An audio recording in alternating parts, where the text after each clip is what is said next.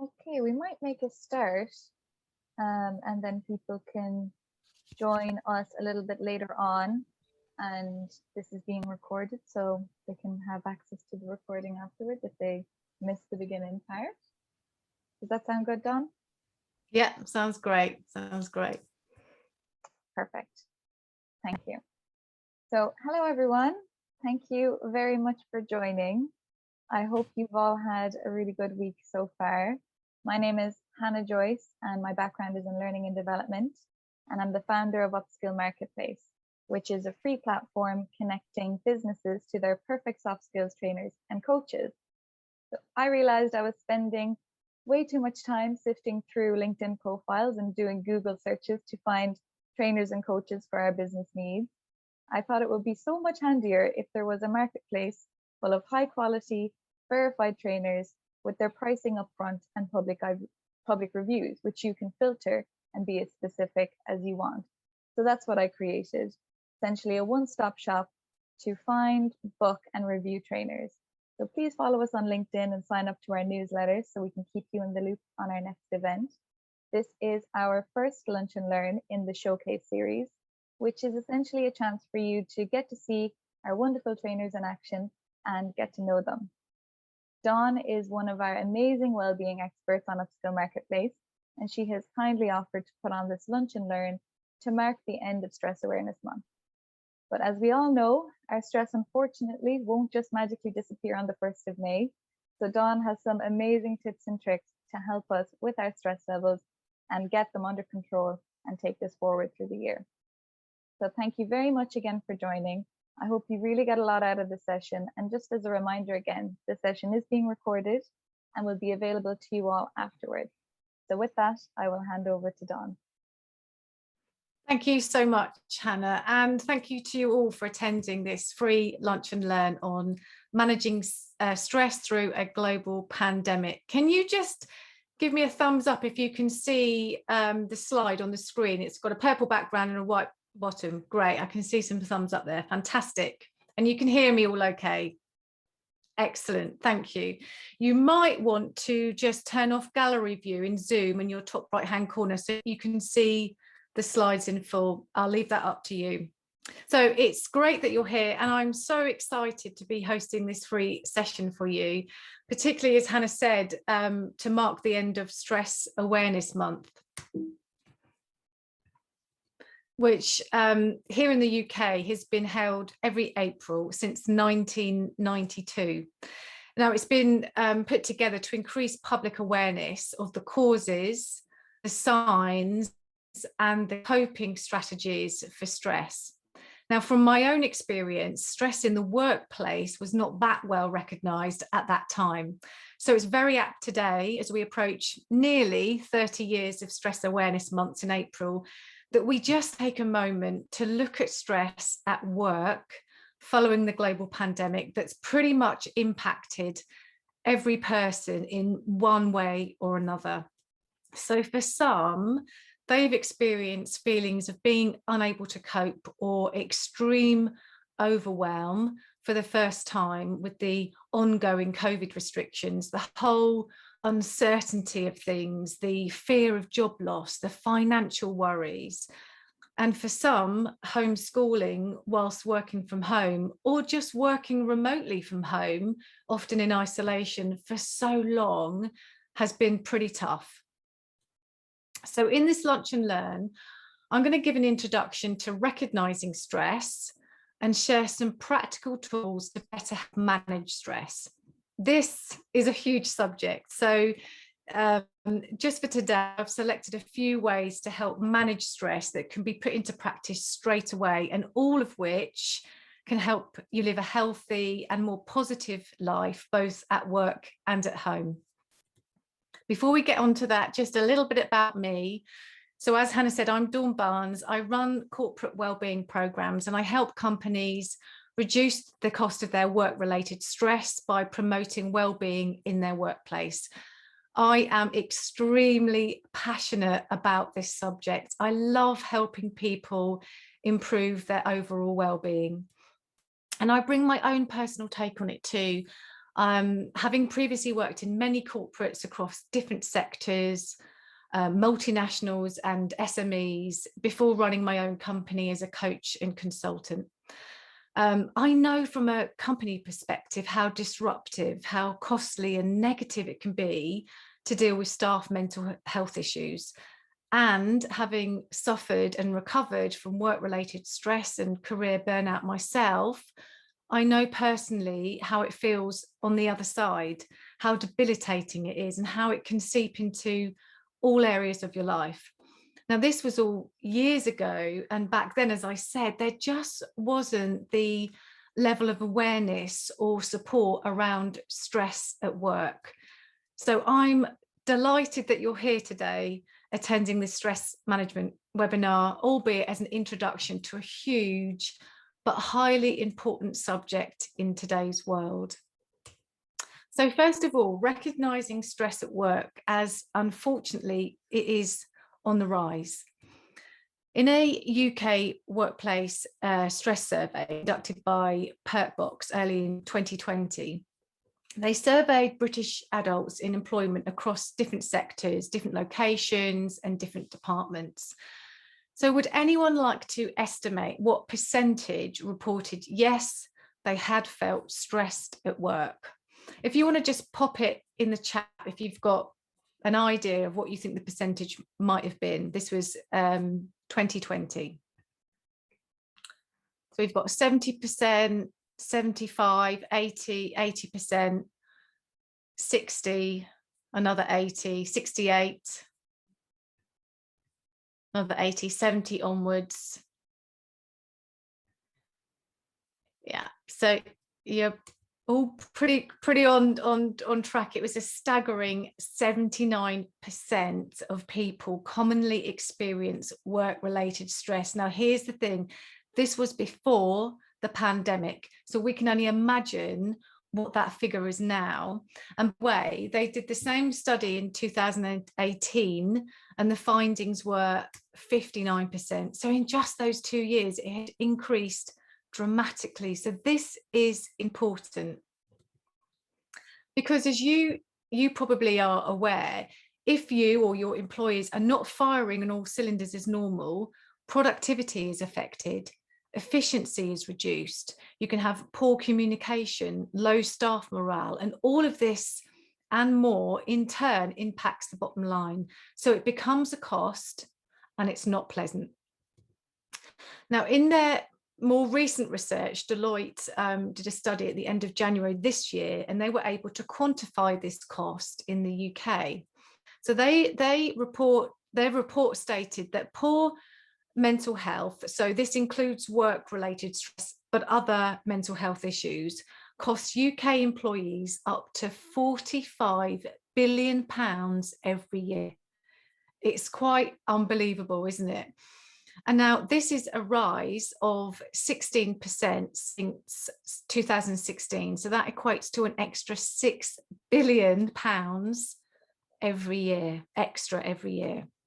Now, as we know, those companies that are addressing this and investing in supporting their employees' mental health, they are seeing the benefits.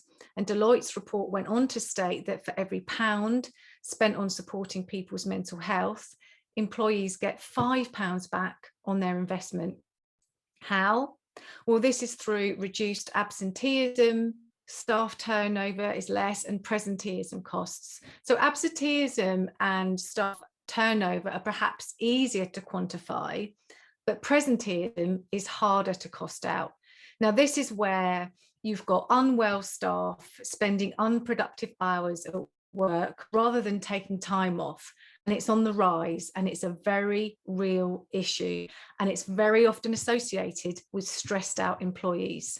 And now I want think about yourself. Have you ever gone to work or done your work from home and you think, I am stressed? So let's now consider how to recognize stress. So I'm sure you know when you feel a little stressed yourself at times, or you might be one of those people who don't tend to get as stressed as much and really thrive on the pressure, and on the whole extremely resilient. But perhaps that's changed recently with, when COVID-19 threw us all a curveball. But in any case, we're all different in how we manage stressful situations. Yeah. So is this person struggling with stress? It's hard to tell, isn't it? You see, people can put on a facade, especially in business, and cover up how they're really feeling. As a professional, we don't bring our personal problems to work, as it were. We're here to do a job and we're here to get on with it, right? Whatever it takes sometimes. And we can play this role at work in other areas of our life too, that everything's okay. You're this calm and unruffled swan on the water for all to see, that you're paddling furiously underwater where it's hidden. So a question now for you. Do you really know when staff or yourself, staff are suffering with stress? Often work stress starts with presenteeism, when you're working but not as you should be, and then it can lead to more chronic stress, which is leading to long-term absence from work. So since COVID-19, in general, do you feel staff or yourself, are you feeling more or perhaps even less stressed, or about the same with your stress levels? Again, you can just pop it in the chat. More, way more. Anyone else like to share? Much more. Thank you, Nora and Lisa and Hannah.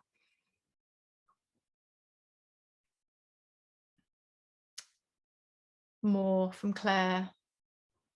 Definitely more and more. Thank you, Lorraine. So in a way, it's extremely hard to tell unless someone tells you outright. So we need to almost help recognize stress in yourself and in others. So it's important to know what these early signs of stress are. So let's take a look at that now, spotting the signs of stress. What does it look and feel like externally? So this might be in yourself or in your team.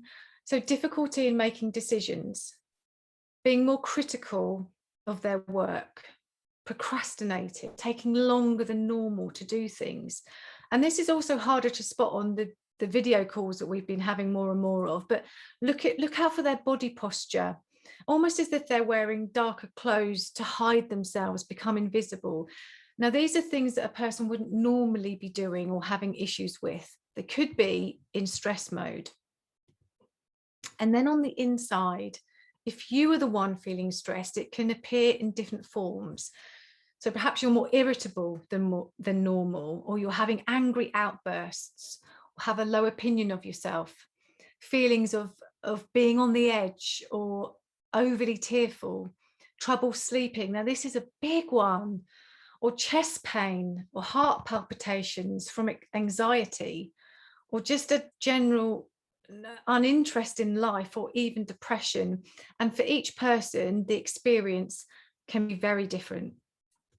However, when we feel these signs of stress, we need to understand that we cannot remove all stress from our lives. It's impossible. It's a bit of a myth that you can remove it completely, but we can help our employees, our staff, to learn to manage it in a better way before it becomes harmful. And anyway, a little bit of stress is good.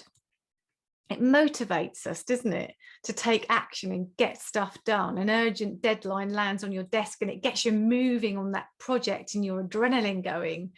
And stress also helps us to avoid danger with our fight or flee response, which is our innate psychological reaction when we're faced with something highly terrifying. So stress can be useful and okay in small amounts now and then. What I'm saying is we need to watch out before it gets too high that it harms us, because too much ongoing stress is dangerous to us physically and mentally, and it can lead to burnout. Now, let me give you a picture to highlight what I've just said. So I want you now to imagine a pilot and an aeroplane. Now, the pilot is you and the aeroplane represents your life. You are the one in control of your plane, your life.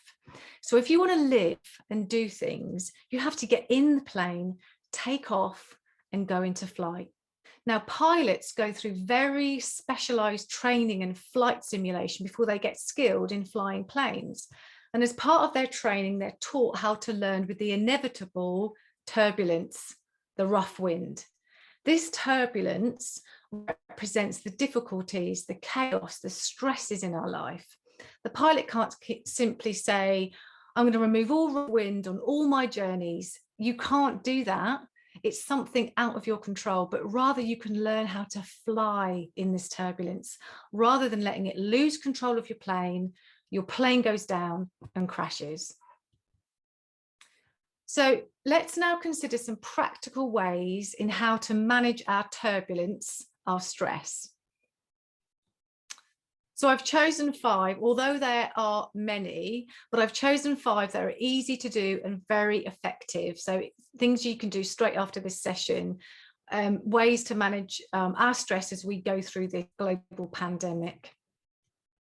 So number 1, our first way is to stop in the moment when you feel stress coming on. So recognize it in yourself, those external and internal signs I mentioned, before it spirals out of control. Stop.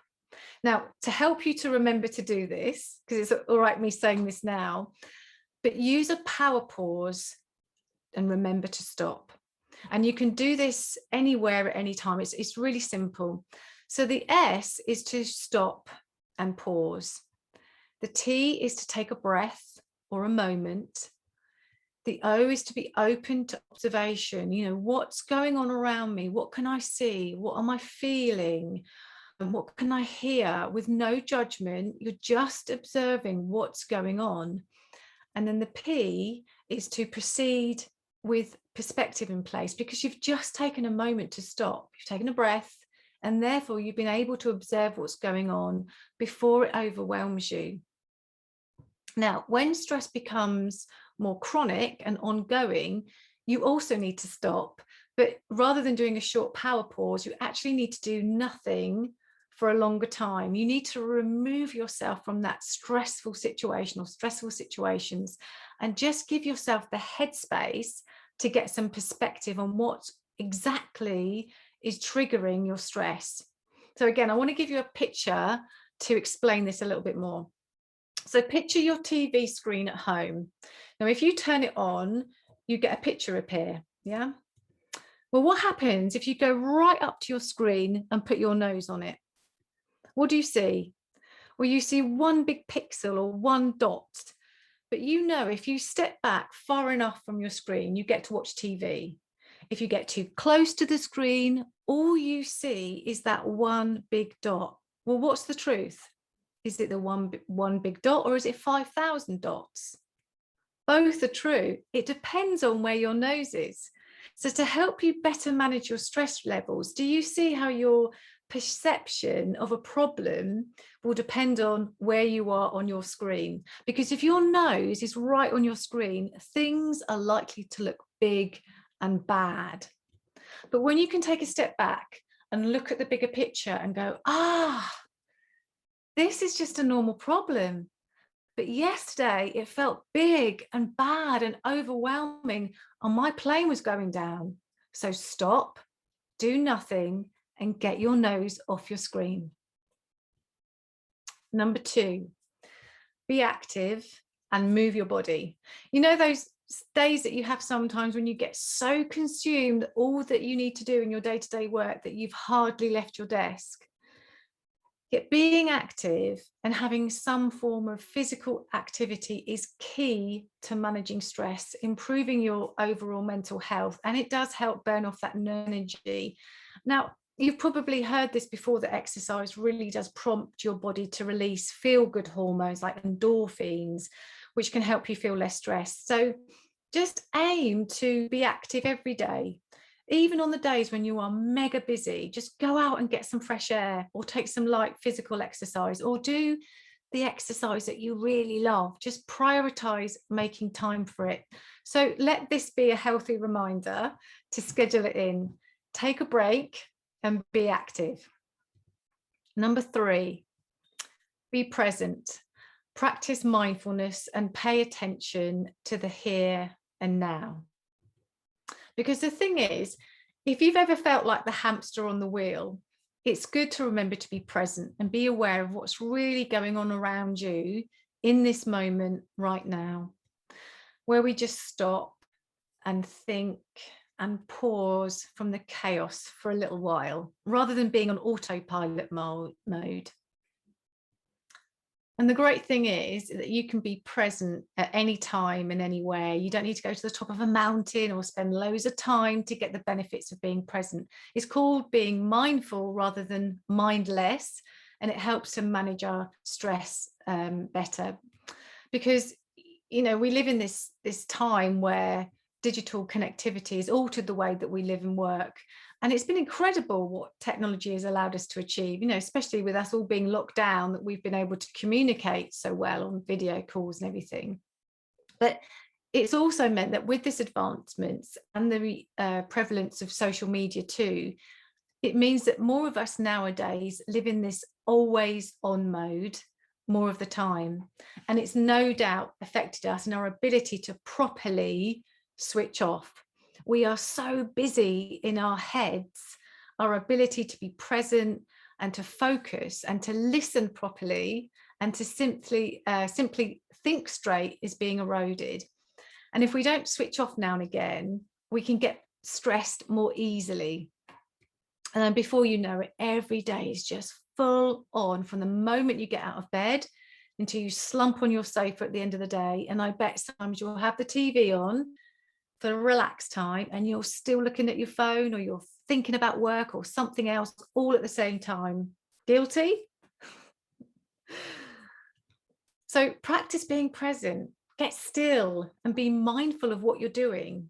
You know, going back to the be active recommendation, that's why many people have taken up running to help with their stress and their mental health, as it helps them just switch off and just focus on one step after the other. Now, you don't have to go for a run. I know it's not everyone's cup of tea.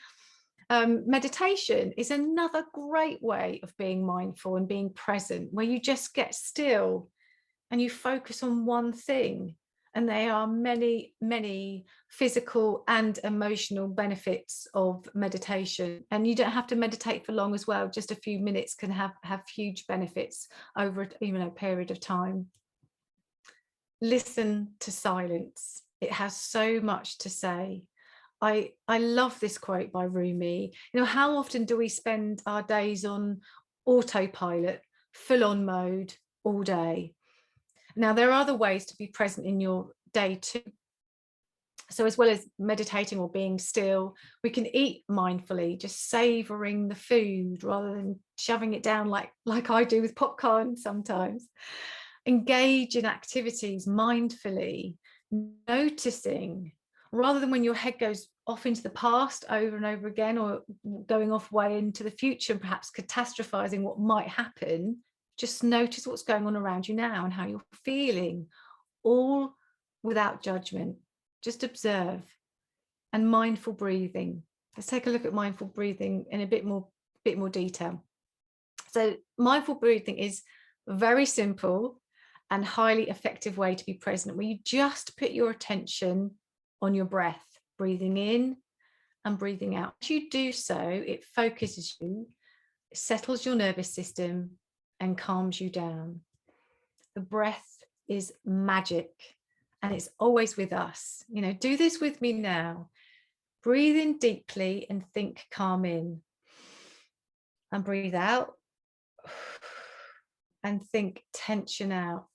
Positive in and negative out. And now if your mind wanders, bring your attention back to your breathing in and out. And after just a minute of doing this, you've been present in the moment.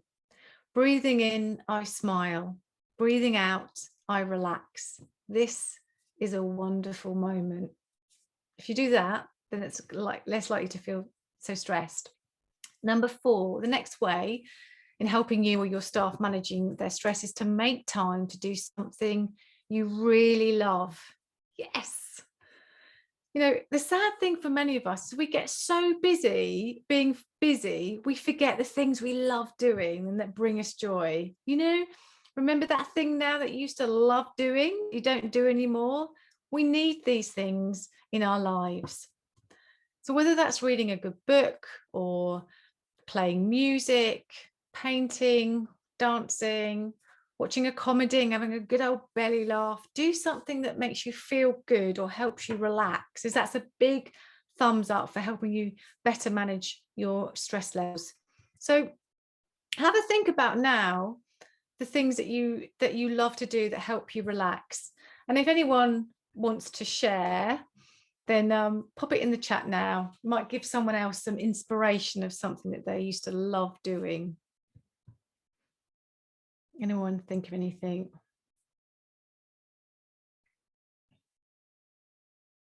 Reading. And do you like reading from a physical book, Hannah, or do you listen to books on audio? Walking and a wellbeing podcast, walking, listening to a podcast, running in the mountains, wonderful podcasts, walking, lots of walking here. I love walking too. Podcasts and walking in a local forest. I love cooking from Suzanne. That's great. Yeah, very therapeutic. People loving to cook, writing, chatting with strangers, a hot bath. Lovely. And now the next question, really, when you think about these things, are you making time to do these things on a regular basis to reset yourself and recharge? That's great. Hopefully you have given inspiration to yourself and someone else. I love a hot bath too. Great. So now moving on for our last one for today, and there are many more that I share in my stress management and wellbeing workshops. The last one is to talk.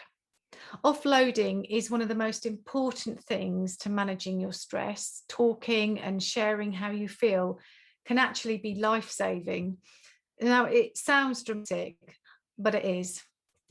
The talking helps movement, is so encouraging. We see it a lot now, which is brilliant. But I wanted to take just a few moments to say that it's not always easy to talk when you're feeling overwhelmed and stressed out. You know, admitting you're not coping, especially in your professional world, is incredibly hard for some. You know, remember that facade that people sometimes put up in business. They might have unconfirmed beliefs, that they'll be poorly thought of or not put forward for a promotion. You know, well, that will prevent some people from talking at work. Yet if only they knew that they are certainly not the only ones to feel like this, and they may be surprised who else has had similar feelings. Yet if we can recognize those early signs of stress and carefully support and encourage and be kind to help people open up and talk, it absolutely helps. Just going to check the chat here. A healthy workplace culture is key, definitely. Thank you, Claire. And I think, just to go on from that note, I think when that gets endorsed from the top, so your CEO, your managing director, if that healthy workplace culture can be endorsed from top down, that's another key element. Thank you, Claire. So going back to talk, managers, this is a suggestion for managers, HR personnel. They can regularly check in with their staff, whether that's remotely or not, and just ask them, are you okay? Now, after the formalities of, yes, I'm fine, thanks, you can repeat that question to get to the heart of it. Are you really okay? And that just opens up the communication. And maybe, you know, the second, third, fourth time, someone might feel safe to open up. So if you ever feel like you're struggling, please reach out to a friend or a colleague, or contact your EAP, or get other professional help. Talking does help. So to summarize, we looked at recognizing stress and how much it's on the rise in the workplace, 79% plus, because now after the global pandemic, we believe that it might be more. the cost of mental health to UK employees and those companies that are investing in staff wellbeing and what their return is, through to spotting the signs of stress, those internal and external signs, but with an appreciation that stress is a part of life. And it's about managing that stress, that turbulence in a healthy way. And then I shared 5 ways to do this. So stopping when you feel your stress levels rising uncontrollably, being active, go out for a quick brisk walk after this session. You know, if this is your lunchtime break, go out for 5 minutes just to reset yourself for the afternoon. Be present, find ways in your day to be mindful and do something that you love. This will bring your happy hormones high, reducing stress and raising your energy levels. When you do something you love, it raises your energy. You know how stress zaps your energy. Well, doing something you love gives you energy. And finally, talking. People are here to help and want to help, so please do reach out. So if you'd like further information on my corporate wellbeing workshops, then please do get in touch. You can find me via the Upskill Marketplace website, and I'll ask Hannah if she wouldn't mind kindly popping the link into the chat. And as well as LinkedIn, if you'd like some daily positives, I also hang out on Instagram at Dawn Barnes UK. So open up for questions, but that concludes our Lunch and Learn session. And I truly hope it's been of some help to you. Thank you to Hannah and Martin at Upskill Marketplace for organising this. We also have a quick and anonymous online feedback survey. We'd love to get your input. This is the first one that we've done. We'd like to see, you know, how we can improve these sessions. So let's open up the session for any questions. Oh, lovely comments. Thank you, everybody. That's very kind. Thank you. Thanks very much, everyone. Anyone have a question? So Hannah's put the link into Upskill Marketplace. Thank you. Really interesting and helpful tips from Fiona. Thank you.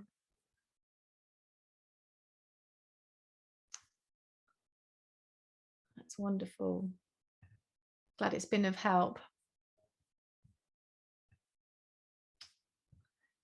So you can either put, if you do have a question, you can pop it into the chat, or if you want to unmute yourself. Thank you, Claire.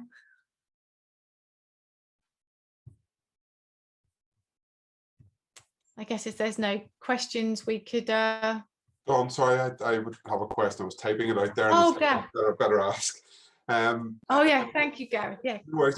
I used to work for quite a large company up until probably a year and a half ago. And I would agree with what you were saying around stress was definitely on the up from staff. However, there was always a feeling from some managers in the business that felt that people were abusing stress as a reason for getting off work, because they knew they couldn't be touched. Basically, if they were off for stress reasons, they could still do whatever they wanted from going out with friends for lunches and different things and stuff, so they couldn't be caught on doing things they got, as opposed to being off sick with the cold or something. How probably to say you did cover off the things around what is visible from a stress perspective. Is there other ways of identifying stress that would probably help managers and being more confident that yes, that is the real reason why somebody is off, so they can actually support them a lot better? Yeah, I mean, that's a fair point, and I suppose there's that trust issue, isn't it? But I would go back to the talk recommendation and have a conversation, and I think then it's the manager's judgment to think, you know, is this person pulling a fast one, or is this person really stressed? Yeah. And I think it's more difficult if it's a brand new employee to a company, because you don't know that person so well. But if someone's been at the company for a while and you notice that they've got different behavior, then that is, you know, different behavior, like they're not wanting to take responsibility, they're not going offering up to meetings like they used to do, they're, you know, their body posture, all those kinds of things, then yes, they need, I would say that was truthful, and they need the support. Yeah. And it's a difficult one, because whether people are taking time off for stress or other issues, that's not true. That's always a hard one to manage for a company. But I hear what you're saying. It's almost that, like a hot topic is untouchable. But I just think keep the communication lines open with your staff, and get to the heart of the problem. I think, just because, and if someone's not being the truth, I think it would come to light quite soon if you were really having those regular communication sessions. Does that help? Does that make sense? It's probably not for myself. I'm working on my own now, but it's probably just for management stuff out there, probably just to understand that it was a difficult one. We did have one employee who started in the business, and in the first 5 years they worked in the company, they were actually in the office for 3 months.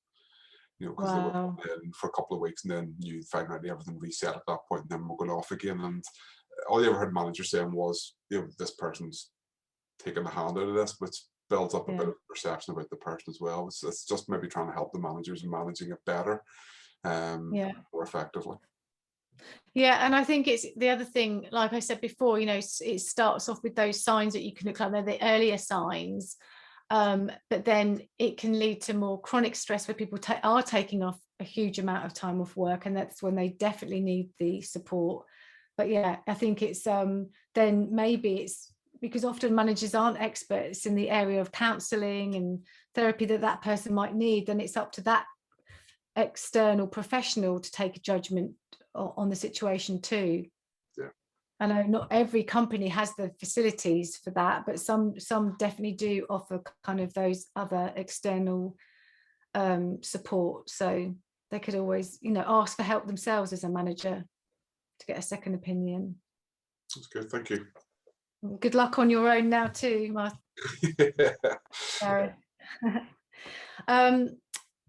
Thank you. Lisa in the chat is saying, any tips for overcoming procrastination? Yeah, and I think that is often a sign with stress, as I said, that I think it comes down to self-confidence. It's that I can't do that. And I don't know if you've heard of the theory by Brian Tracy called Eat That Frog, where the most dreaded task that you do first thing in the morning. So you almost like tick that off first off, so then you feel better throughout your day. So I think if you can just nail it down or whittle it down to one thing that you're procrastinating over, and do that first thing before anything else, I think that definitely helps. So that would be my tip for that one. Any other questions? In fact, I think what I might do, Hannah, is I'll stop the share and we can go into gallery mode. Might see anyone better that way. Great Q&A. Thank you, Martin. Anybody else? Maybe just a quick one from me, Dawn. Have you seen, I suppose, a rise in businesses looking to invest in wellbeing workshops and invest in, those kind of initiatives since COVID? Yeah, I think that's an interesting point, actually. I think some of the larger multinationals already had things in place. And I think at the beginning of COVID, when it first started coming out, I think that this was one of the things that got cut back on straight away. It was sort of seen as a nice to have, not an essential. But now as we're coming through it, I think that companies of all sizes are recognizing we really need to help and support our staff.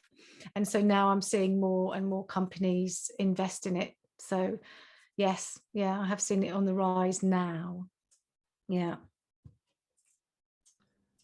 Can I just ask, Dawn, you talked about a top-down approach, which I really believe in. How do you start that with the guys at the top? I mean, how do you get that buy-in from them? Well, I think that one thing is, I think it needs to be almost like part of the strategic agenda. I think it needs to be recognised as a KPI, if you like, a key performance indicator, that it's important. So that's number one, it needs to be on the agenda. And number two, I think in whatever way the company has, but for the top people to be seen to be practicing looking after their own well-being. So whether that is let me example. Okay, so we're not in the office. Typically, we're not in the office now, so they can't see the manager actually taking a lunch break or going out for a walk or something. When they take vacation or holiday, that they say, okay, I am not going to be interrupted unless it's absolutely urgent, and this is what classifies as actually urgent. So, you know, I'm on holiday, so I expect everyone else to do the same. So they're practicing what they preach and be seen by everyone, because it can be a situation where, like, well, my manager's not doing it, so that makes me like I can't, you know, look after my well-being. So I think it needs to be on the strategic agenda, and then managers top down, but everybody that's kind of looks after team to be practicing it and be seen to be doing it themselves. Does that more like, how do we engage those people in the first place to do those things? You know, it's about getting that recognition from the top, actually then believing in it themselves and getting the buy-in from the top. Because quite often, I train myself, and quite often you get them that, you know, they'll train some mental health first aiders, and but then that's it as far as they're concerned. That's the job done. You know. Yeah, no, I hear what you're saying. So could you, you know, the board often likes facts and figures and stats. Could you do an anonymous employee survey and ask people to how are they really feeling, and then present that back to them and say, this is the situation, and now if we don't address this, as I was saying before, there's a cost involved, because your productivity won't be as high as it could be. Yeah. You know, if you have a happy workforce, then it does impact, you know, the bottom line profit. So that should get their attention as well. Brilliant. Thank you. Thanks, Dawn.